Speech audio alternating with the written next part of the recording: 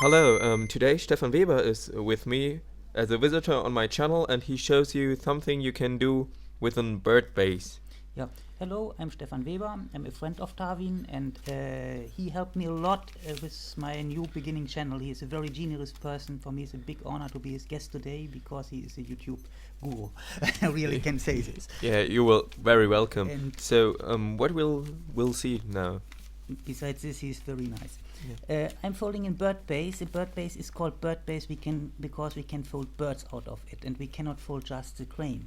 We can fold hundreds. Now I bring the wings down. Maybe until here we can follow, but that is not the intention to be a tutorial to this video. That is just to show some variations of birds we fold. In the beginning I can fold slow, that you just can follow maybe one model.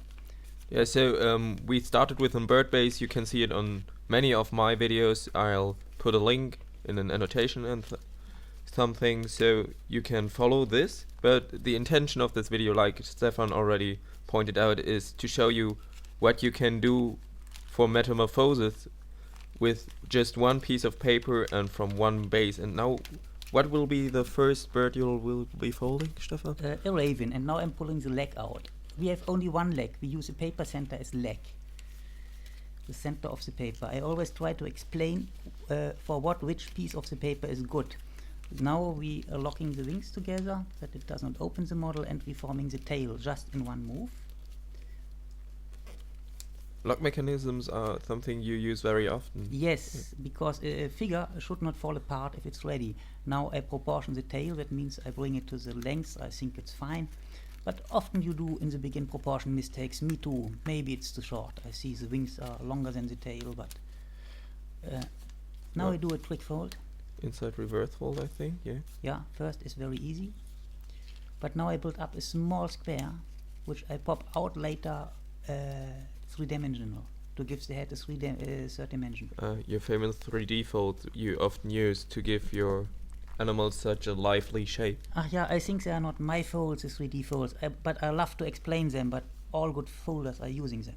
Okay, so the 3D folds, not especially Stefan's, but they're really useful, so take a closer look what he's doing now. Look, I popped it out, and now this raven sits very good on a bookshelf or something. On a bookshelf, or on this one leg it has. But now I will tear the small thing in pieces again. And change it to something very different. Yeah, I try to give it a completely different character. No, I'm not sure what I'm doing. I think it will become a stingbird. Yeah, it will, but I didn't like it. I changed it back to the old head because the pop-out head is beautiful, even so for stingbirds. Now I pull it up to give him eyes, or the position of the nose of the bird in a different way. We see that looks completely different, and now we have the stingbird character. And the small eyes, you can't see it probably, but later on you'll see that he making very nice small eyes which make the model very lively. I use the upper corners, I just open them. Now I open the tail because stingbirds are often more funny. They don't have to sit so serious. They jump around, and that is why I bring this bird more in an action position. That means I bring the tail up. I don't know how to bring the tail up yet. I figure out different ways, and maybe it looks a little bit violent. It is of sure. But yeah, now I know what I'm doing better, and now I start to organize my squeeze folds I did. In the beginning I do something, I don't know for what it's good. Just I point it in a direction, and then I figure out how the folds have to go. Just trying and not be afraid of the material, which is an important thing you taught me. Yeah, just touch it. Now I'm doing feathers in the wings with small volley folds, mountain fold, volley fold.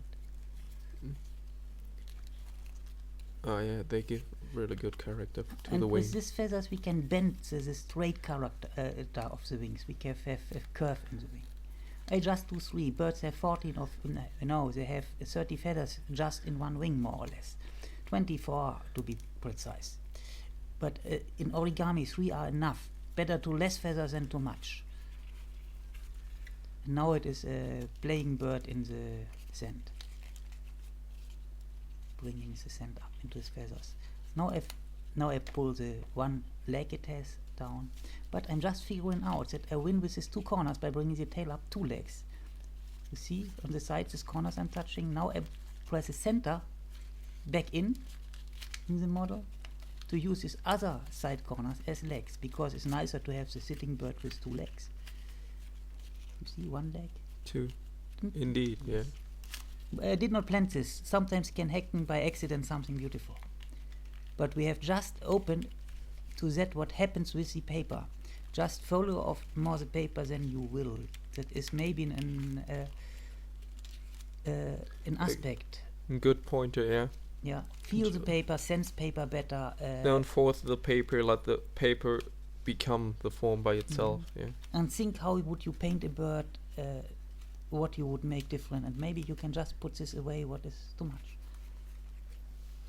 The singing bird what sits in the sand. Now I destroy the beautiful thing again. And it'll become an eagle, when I remember right? Yeah, I'm starting now to make an eagle. I bring the tail down, but I try to save those 2 legs I did win by bringing the tail up.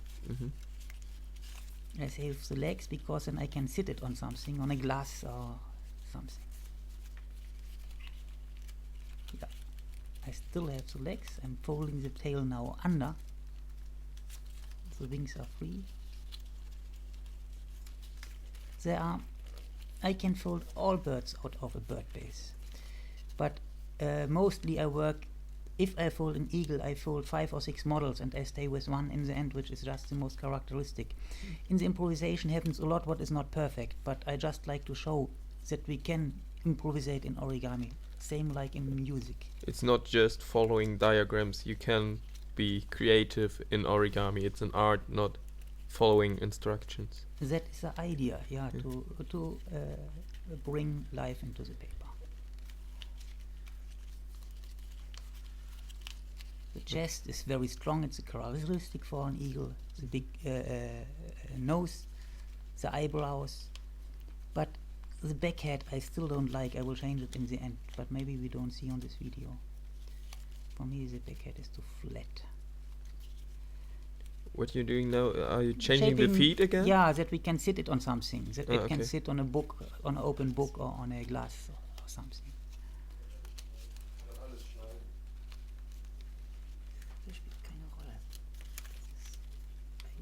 Okay. We could squeeze feathers in the tail too, because having feathers in the wind and not in the tail is not so good. No feathers in the wings, no feathers in the tail looks fine, but to unify a model looks often better than to use 2 different techniques in just in one model. We should bring everything in a relation. Yeah, it should fit together nicely. Yes, it should fit together. It's a thing of style. Now I figured out the thing with the head. I give the head much more character now. You again use the little triangle you put in the beginning. Yes, I popped it out, but I have eyes on this model. I use the same kind of eyes I show often in my videos on my channel. Thank you, Darwin. Yeah, you're very welcome, and I encourage you to visit his channel. It's Origami Life, and his website is origamilife.de. So, thank you for being here with me, and maybe we'll see him soon.